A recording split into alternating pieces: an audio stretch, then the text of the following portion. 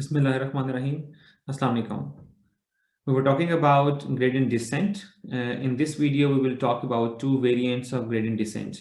The first one is stochastic gradient descent, and the second one is mini batch gradient descent. Okay, let's talk about the gradient descent first. That what are the issues with the gradient descent, and how can we address those issues by defining two variants of gradient descent. Gradient descent is an optimization algorithm often used for finding the weights of machine learning algorithms such as regression, or it could be logistic regression, or in neural networks. And there are different algorithms for which we use gradient descent to find model variables, the unknown coefficients. And how does it work? So gradient descent finds the coefficients by making changes to the model, by making updates to the weights iteratively. And these updates were made along a gradient or along the slope of the errors toward minimum error value. So we keep on making updates to the weights such that we move in the direction of gradient or toward a minimum error value. That's why we call it gradient descent, right? This is what we discussed in the previous video. Let's generalize the formulation of gradient descent. We define for a model f hat xi w. So w are our unknown weights, xi is the input, and f hat is a function, is our model hypothesis function that gives us prediction. We define mean square error loss. So we have the predicted value here. Yi is the goal label or the true label. The difference is the error. You squared it, you get a squared error. You sum over all training data, and you divide by 1 over n. So this is your mean. But I have added this two factor here for a notation convenience. We have discussed this before, right? I'm going to define this loss function by defining a function g, where this g is a function of three variables, xi, w, yi, and it simply gives me error, which is make half squared of error between the predicted value and the true value for a single input. And using this g, I can rewrite my loss function in this form. Right? I've simply substituted this g in this loss function to obtain this. Right? In gradient descent, or what we call in batch gradient descent, also called full gradient descent, we update in each iteration as that we update weight with weight in the previous iteration minus learning rate times the gradient of the loss function with respect to w, right? So that's how we update the weights in each iteration in batch or full gradient descent. If I use the definition of loss function, I get this. This is a gradient of the loss function. Gradient is a linear operator. So when you apply gradient on loss function, you can move gradient inside summation. So gradient of this term. Right? And if I use this notation g, I can write, I have substituted this with the factor 2 here. I've combined these two and I have substituted with g, right? So then that's how we update weights in batch gradient descent or full gradient descent. So if you see here, so we have a summation in the updates. So we are computing gradient of my error, And I need to compute this gradient for every input in my training set, right? So I have a summation over n training samples. So we are computing gradient for all endpoints in making update in each iteration. N can be very large in practice, and therefore this batch gradient descent or full gradient descent can be very computationally expensive. See, for example, if n be n in thousands or in millions, so it will be computationally very expensive to use all the training inputs in every iteration. To resolve this issue, to address this issue, we define a stochastic gradient descent. Although it's a fancy name, stochastic gradient descent, but it is a very simple algorithm, but the simplest possible variant of gradient descent. So what is the idea? The idea is in stochastic gradient descent, we update in each iteration by using only one data point. So in full gradient descent, we take all the data points, right? But in stochastic gradient descent, we update in each iteration, we update the weights in each iteration by using gradient of one data point, right? That's how we make the update, right? So I have dropped some, so there was a summation here at this point, here over I when we had the full or the batch gradient descent. But in stochastic gradient descent, we only use one input, xi, right? This is also referred to as incremental or online gradient descent, because we're incrementing just by using one data point in each iteration. It's an incremental version of the batch gradient descent. Okay, why do we call it online gradient descent? When we, for example, if you have an application in which you do not have access to the all training inputs when you are learning the weights. So if you're getting inputs in the form of a stream, right? So you keep on getting inputs. In such a case, you cannot use full or batch gradient descent because you don't have access to all the inputs while learning. And that's why we can use this stochastic gradient descent for online learning, right? Okay, what's the interpretation of this? So obviously we have dropped the summation. Instead of taking all data points, I'm just using one data point. So this is an attempt to approximate the update of batch gradient descent.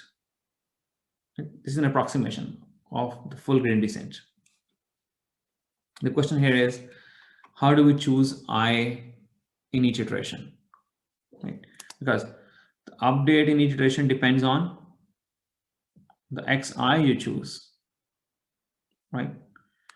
So there are two widely used approaches to choose this I in each iteration. The first one is stochastic selection, and the other one is cyclic selection. In stochastic selection, we uniformly choose the index in each iteration. Right? So we randomly choose the index in each iteration. And due to this randomness, we refer to this variant of gradient descent as stochastic gradient descent, right? And the other approach is the cyclic selection, right? So you start from one to you iterate over your training data, and once you reach the end of your data, you start from the start. So you start from the beginning again, right?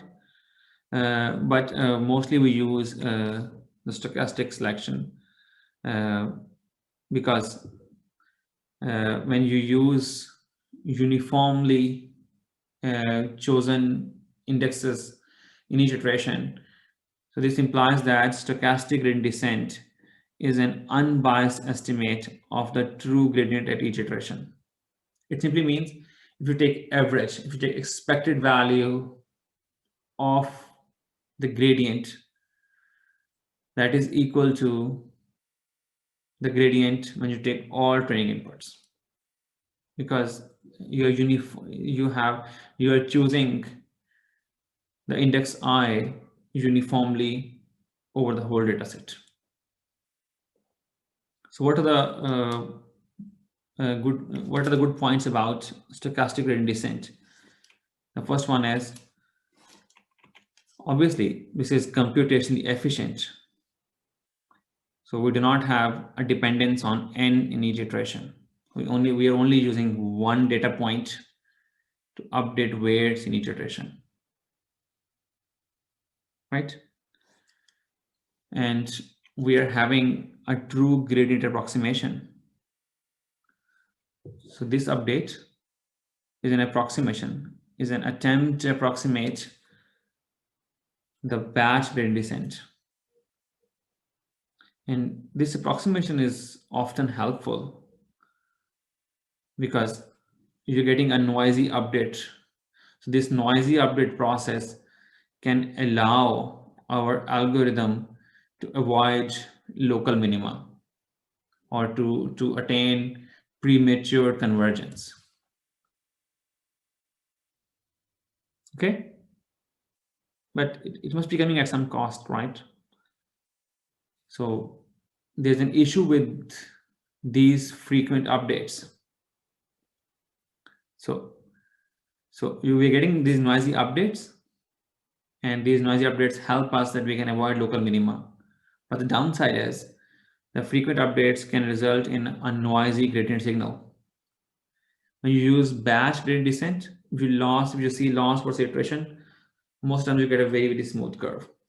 But when you use stochastic gradient descent, you see that there are oscillations, but eventually loss is converging to zero, but you see the iterations, but you see the oscillations in the loss function versus iterations. Okay, let's talk about stochastic gradient descent for linear regression case. So assume that you're using cyclic selection. So we have the following stochastic gradient descent. We initialize theta naught and theta in the beginning, and we keep on doing until convergence is achieved. So for I is equal to 1 to n, right? So you're iterating over your training data. And in each iteration, you update the weights. You see, we don't have a summation here. So we're only using xi in updating the vectors, in updating the weights, right? And once you are, once you scan the whole data set, you start from 1 again. Okay? So this one scan, so this, what we have inside the for loop. So this is one iteration, right? But when you scan the whole training data, this is termed as epoch.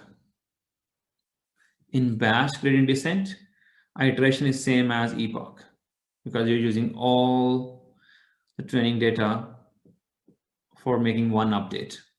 But here we're making updates using one data point at one point in time. So in one iteration, you use one data point, but when you have scan, when you have swept the whole training data, that is one epoch, right? So this is the stochastic gradient descent for linear regression. Even with this cyclic selection, once you're done with one epoch, in practice, we shuffle the order in which we are using the data points after each epoch, because the algorithm can get struck with a sequence of gradient updates that may cancel each other and consequently hinder learning. So after every epoch, we shuffle the order, we change the order in which the training data is indexed in the set, what we call D. Right? As I said earlier, we can use stochastic gradient descent for the case when the data points are arriving in a stream for online learning. Okay, so this was one variant of gradient descent, which is very widely used due to its computational efficiency over batch gradient descent. Let's talk about another variant, what we call mini-batch stochastic gradient descent. As the name suggests, you can think of you can simply build an intuition about the algorithm. Right? So in batch gradient descent, we use all training data. In stochastic gradient descent, we only used one data point at one point in time in each iteration. Right? In mini-batch stochastic gradient descent, we update in each iteration by taking a subset of the full batch, and that subset is called a mini batch. Right? So we take a subset of k data points. So from a set D of endpoints, we randomly select a subset, and let's denote it by S, which is a subset of D of k, where k is much smaller than n. And you use these k points to update the gradient. So we have a summation here, but in batch gradient descent, we have a summation over all endpoints. In stochastic gradient descent, we don't have a summation here. We're only taking 1 point. But in mini batch gradient descent, we have a summation over the points which are in the set S. And again, we select this subset S from D randomly. So in one epoch, we divide the data into mini batches, and we run mini batch stochastic gradient descent on each subset iteratively. Once we have scanned all the training inputs, that is one epoch. So mini batch stochastic gradient descent is a hybrid version of, or it's somewhere between batch gradient descent and stochastic gradient descent. It gives you the best of the both. Right? Okay, so we stop here. So that was enough about the gradient descent.